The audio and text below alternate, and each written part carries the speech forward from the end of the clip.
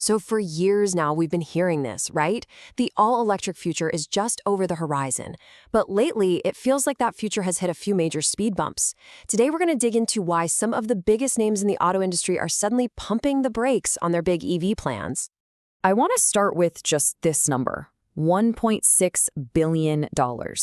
Right now, it's just a number on the screen, but trust me, it represents a massive, and I mean massive reality check for one of America's biggest car makers. And this quote from Patrick Anderson really just nails the whole issue, doesn't it? It's that classic problem, what a company wants to build versus what people actually want to buy.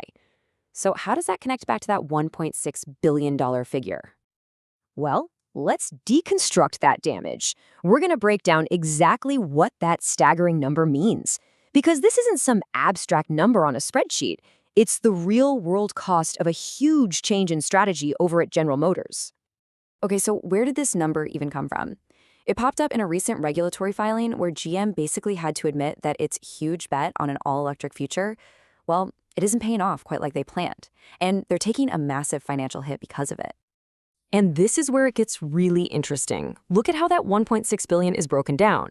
The biggest piece of the pie, a whopping $1.2 billion, comes from reducing their EV production capacity. In plain English, that means they're admitting their factories and all that expensive equipment are worth less because they're not going to be making nearly as many EVs as they promised. And that other $400 million, that's cold hard cash they're paying out for things like cancellation fees to their suppliers. Ouch.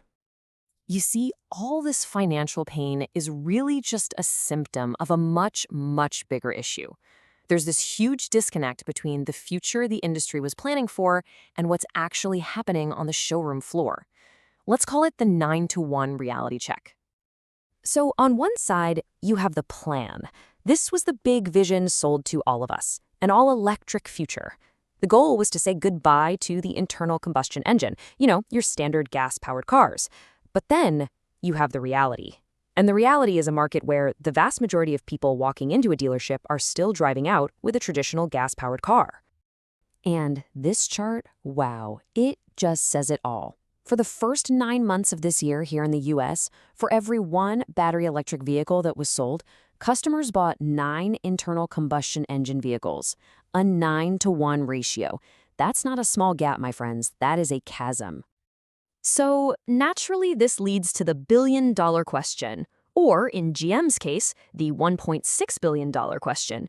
How on earth could so many smart people at so many giant companies get the forecasts this wrong? Because let's be real, this wasn't just a minor slip-up. When you miss the mark by this much, it suggests something much more fundamental was going on. So, what happened? It was really a perfect storm of different factors hitting all at once. For starters, you had automakers making these incredibly aggressive, super optimistic forecasts. Then you had actual consumer demand for EVs starting to cool off. And on top of all that, the whole regulatory world started to shift. Big tax credits went away and fuel standards were loosened, which made building gas-powered cars suddenly a whole lot more attractive again. But some analysts think there might be something deeper, maybe a little more psychological, at play here. The term is cognitive dissonance. It's this idea that you can hold on to a belief, like, say, the absolute certainty of a super fast switch to an all-electric future, even when all the evidence, like those 9-to-1 sales numbers, is screaming the exact opposite. Maybe the industry just got caught up believing its own hype. Now, it's really, really important to understand this isn't just a GM story.